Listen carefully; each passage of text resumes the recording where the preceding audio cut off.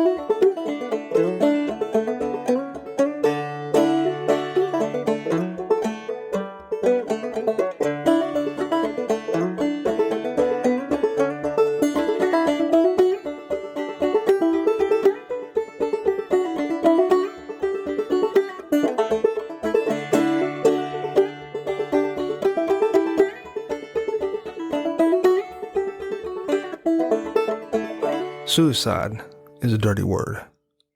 Try using it in mixed company. Try using suicide at a dinner party. You wouldn't, because suicide is something that people do not talk about. In fact, I wouldn't be surprised if you quit listening to this. I know I have. Still, I grew up as a child of suicide, so that word is at the forefront of my vocabulary. There were moments in life when people would ask the ever-imposing question, "How did your dad die?" The air usually goes silent for a beat. You look around usually because you know you're about to kill everyone's buzz. And at this juncture, you have a few ways of handling the question. There is the direct approach. He died by suicide, you could say. Or you could use more passive language. He took his own life. Or you could get very florid and fancy. He passed away of his own choosing. Either way, the person who asked the question gets it, which is why they are now edging away from you because they suddenly remembered an important dental appointment. Because nobody wants to talk about suicide.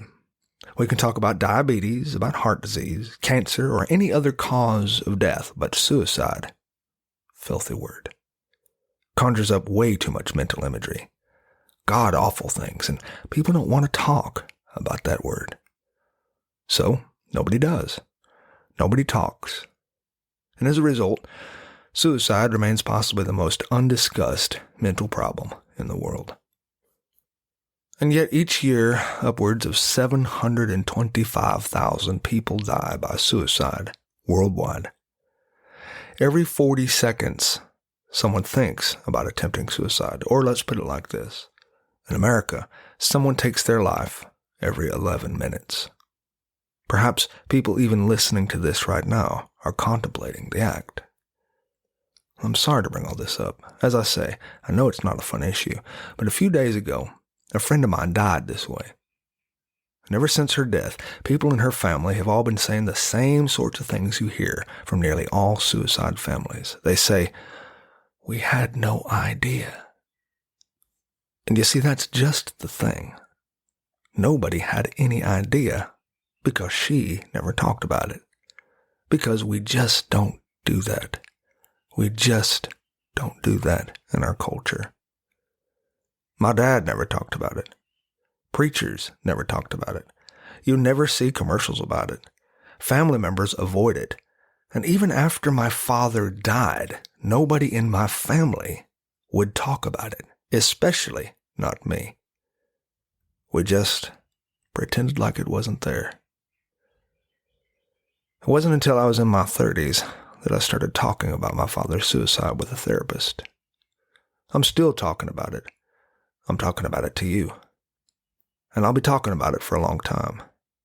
God willing, I will never stop talking about it. And neither should you. Because you never know who might be listening.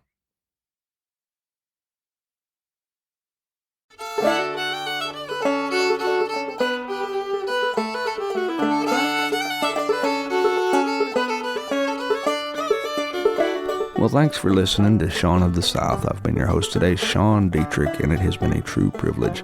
To find out anything more about what I do, you can visit SeanDietrich.com, or for those who are not particularly good spellers, you can visit SeanOfTheSouth.com, and there you can find out all sorts of information that you didn't know you didn't need to know about me. And while you're there, I hope you take the time to drop me a line. Tell me what's important to you. Tell me what's going on in your life. I'd like to hear it. And in case anyone hadn't told you today already, I love you. Now go say that to somebody else. Have a great day.